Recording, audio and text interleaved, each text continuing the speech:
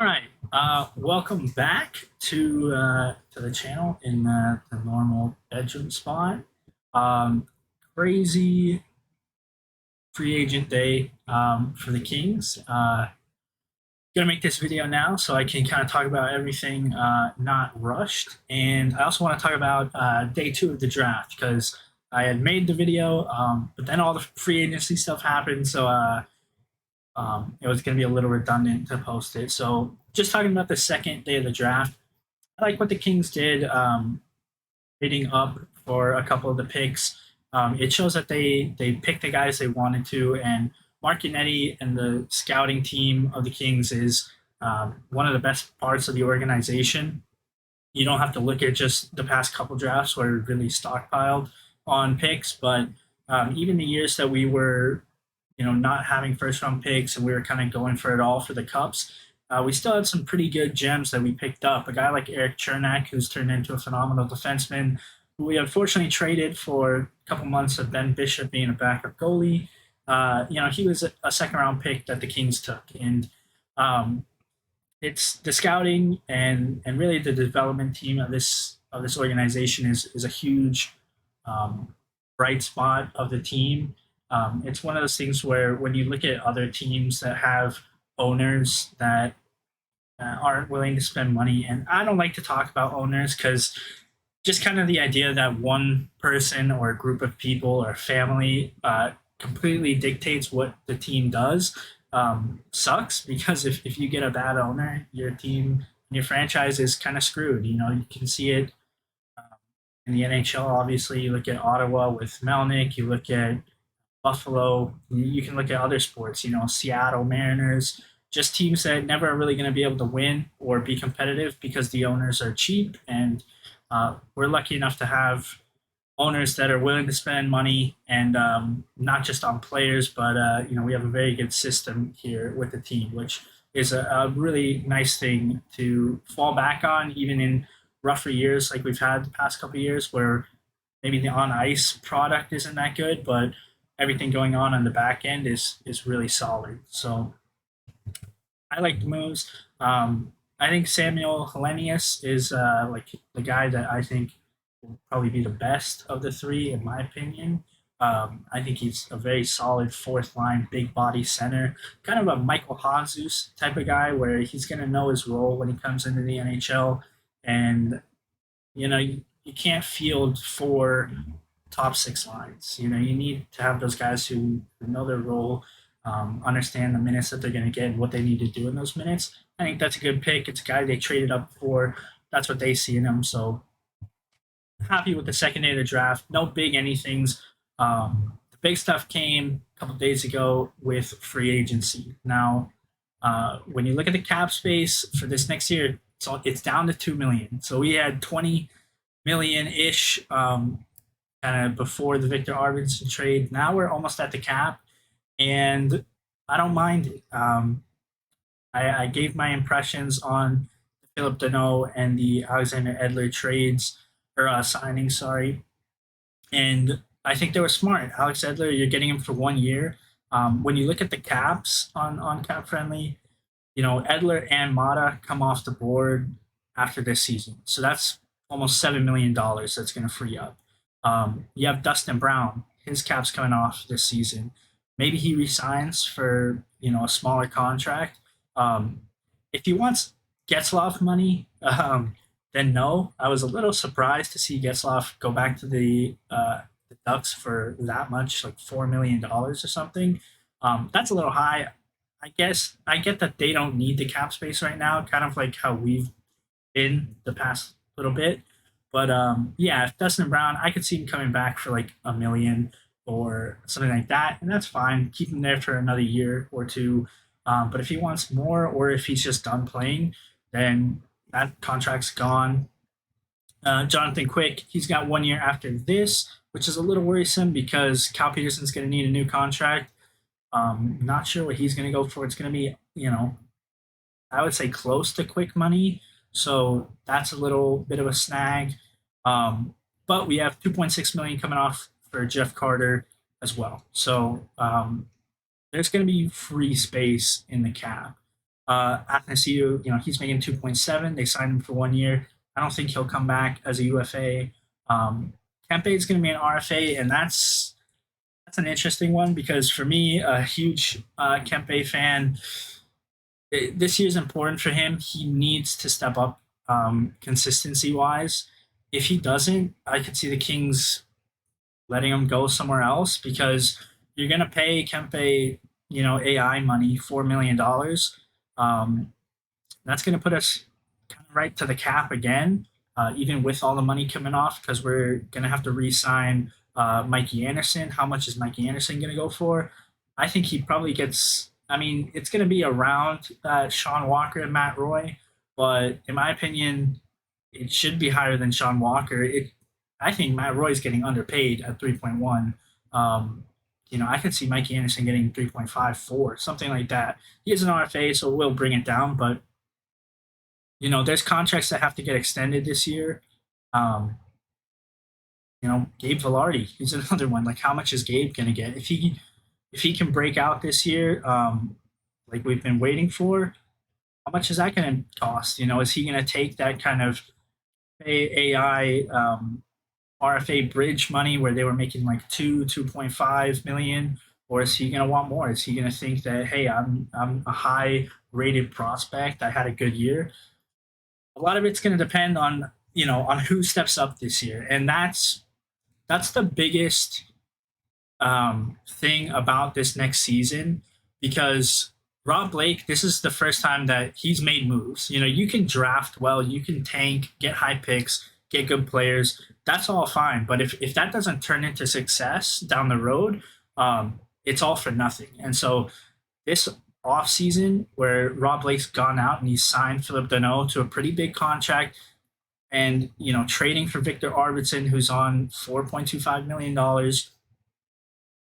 it's going to be the test here for Rob Blake. And people are going to judge him fairly or unfairly on how well not only Philip Deneau plays, but how well the team plays with additions like Arvidsson and Philip Deneau. And that doesn't fully fall on Deneau and Arvidsson. That falls on the rest of the group. I mentioned Adrian Kempe. He took a step in the right direction last year. I'm a huge believer in him. I think he has all the skills. And honestly, with the addition of Philip Deneau, perfect line mate, perfect center for Adrian Kempe. He needs a very solid, very smart center.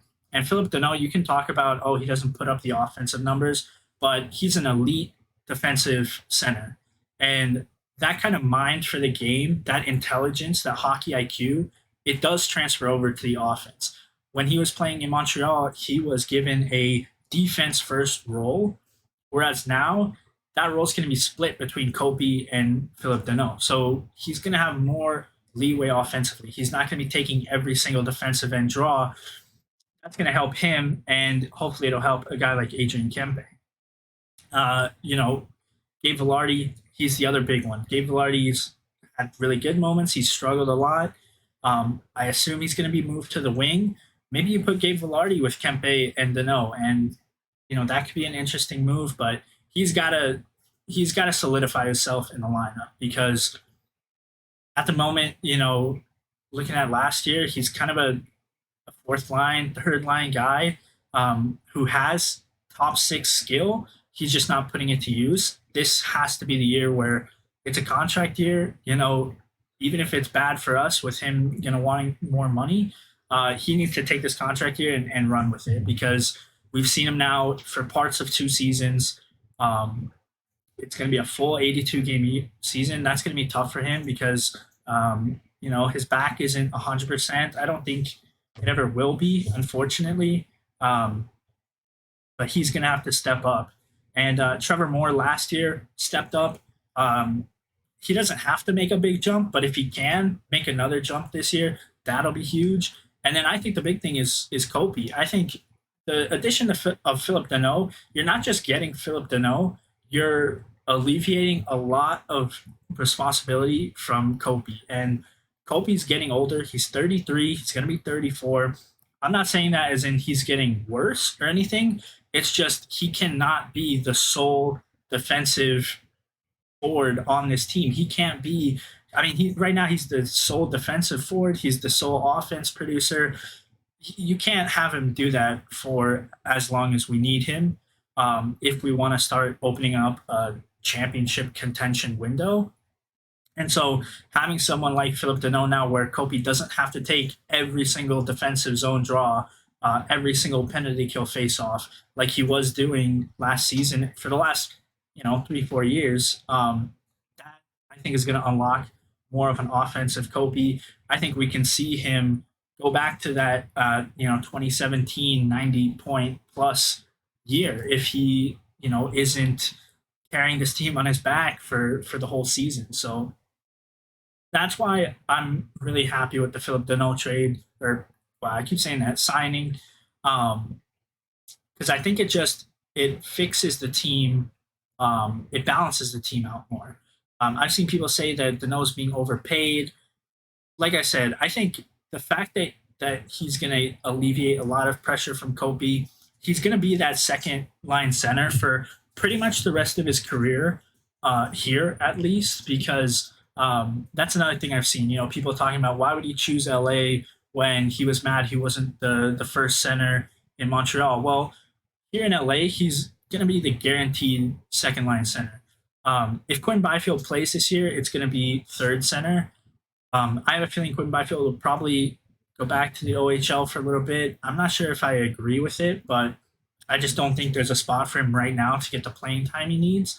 But so you're gonna have Kopi number one, Philip Deneau number two. I guess maybe Velarde's gonna be number three, and then Anderson Dolan four. But by the time a guy like Turcotte and Byfield, when those guys are stepping up to the NHL and Byfield turns into a number one center like we want him to do, that's going to be when Kopi's going to start regressing and he's going to drop to the third line center, be more of a smart, crafty, defensive minded third center. You're going to have Byfield as your one center. Deneau's still going to be number two. So I think for him, the role is a better role than he was going to get in Montreal.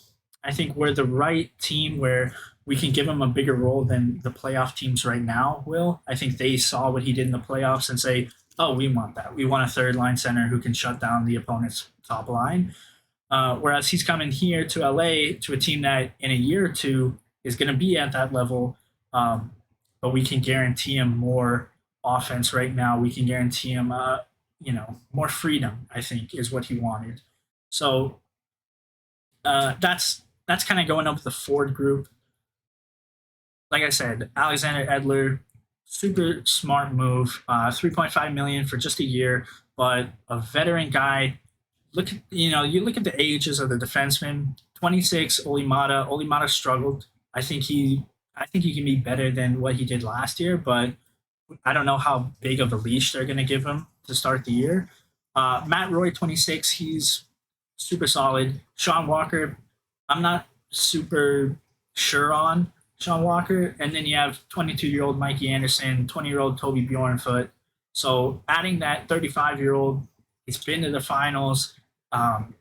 Just a shutdown guy. He's not gonna be flying up the ice, but someone who can hold the blue line, someone who can stop cycles in our zone, and just alleviate some of the pressure that Drew Doughty has. In the same way that Philip Deneau is going to do with Kopi, Alex Edler is going to alleviate a lot of pressure and responsibility from Doughty, and hopefully just free up Doughty to play a little more loosey goosey than he maybe thinks he can right now. Because I think he really takes that leader and mentor a spot he's in right now to heart, and you see that he wants to be that mentor to a guy like Bjornfoot or Mikey Anderson. But when Doughty's playing his best, he's not thinking. He's just playing. He's going out there. He's trying to make plays. He's on defense he makes great plays, but then on offense as well. You want him kind of jumping up a little bit more on the rush, trying to create a little bit more. And I think adding someone who is a solid stay-at-home guy like Alex Edler, it just allows him to free up his game a little bit more. And I think that's going to be the takeaway from all the moves is hopefully the whole team, everyone can free themselves up. Hopefully now Kempe is going to be put on a line with Philip Deneau.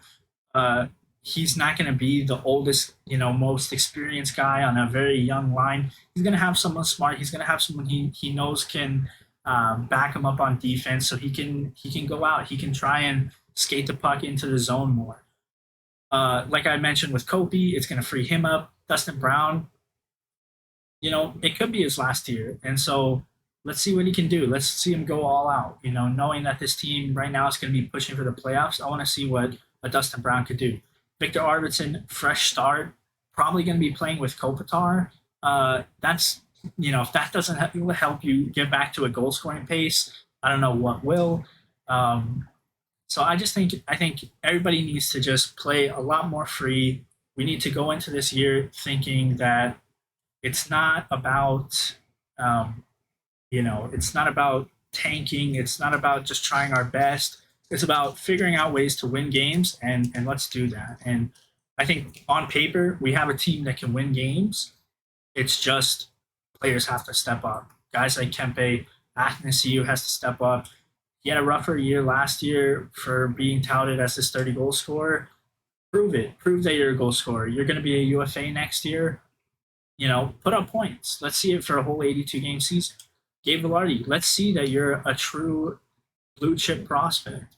Jared Anderson, Dolan, Carl Grundstrom, they're going to be on the bottom line, but they've shown flashes of being super good players and, guys who really could make a fourth line play like a third or even a second line, but it doesn't last. And so they need to be more, more consistent.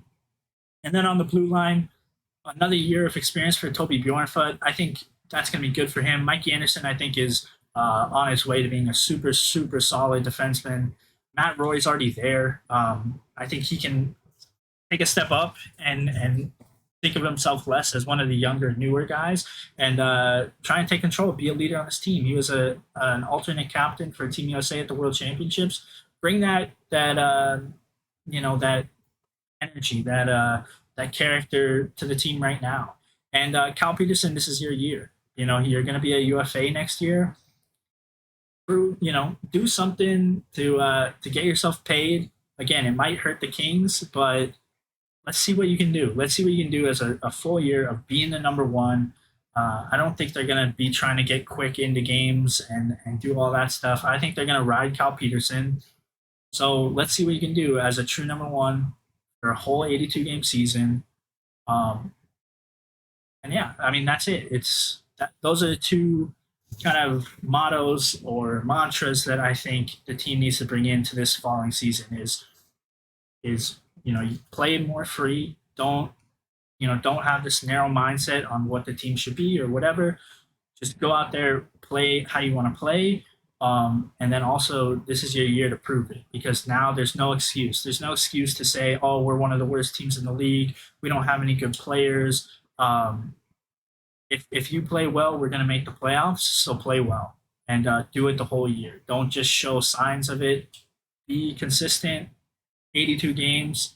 Let's win a lot and let's make the playoffs. And when you make the playoffs, you don't know what's going to happen because a guy like Philip Deneau, him and Carey Price get past the Toronto Maple Leafs in the first round. Now, yeah, it's Toronto in the first round, so maybe it's not the biggest thing to write home about, but this team could shock one of the West teams. This team could beat Vegas if we get in on a wild card spot and Vegas is number one.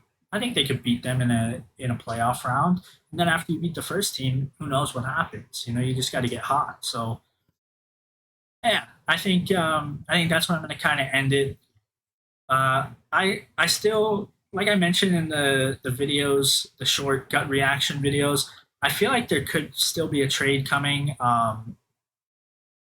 It would have to involve one of the big prospects, a guy like Turcotte, maybe Gabe Velarde. I don't know, but I feel like this team is like one more piece away. And so, yeah, I'm still kind of expecting a trade. It's looking less and less likely now that we're only at 2 million cap space. So it's not going to be one of those big trades, but a guy like Tyler Bertuzzi, I know he's been linked with the Kings. He's a guy that I love. I love Tyler Bertuzzi. I love that style of play he plays with. and he's just another guy that you add to a team, and it makes you a lot tougher to play in the playoffs. And so that's something that you can figure out by trading away a couple prospects. Who knows? But I expect there to be a little bit more moves happening, um, but we'll have to see. And so I hope you guys stick around and subscribe to the channel. And if you like the video, leave a like and comment your thoughts, especially on the Philip Deneau deal, because I don't think 5.5 million for a second line shutdown defensive center is a bad contract. You can look at his offensive stats all you want. I think $5.5 million for a guy who can literally take a first line of an opponent out of the game by himself is not a bad deal at all. No matter what kind of team you are. We're not a playoff team right now yet. That's our goal this year, but I think it's smart. I don't hate the move at all. If you do, let me know and stick around for the next video. So thanks for watching.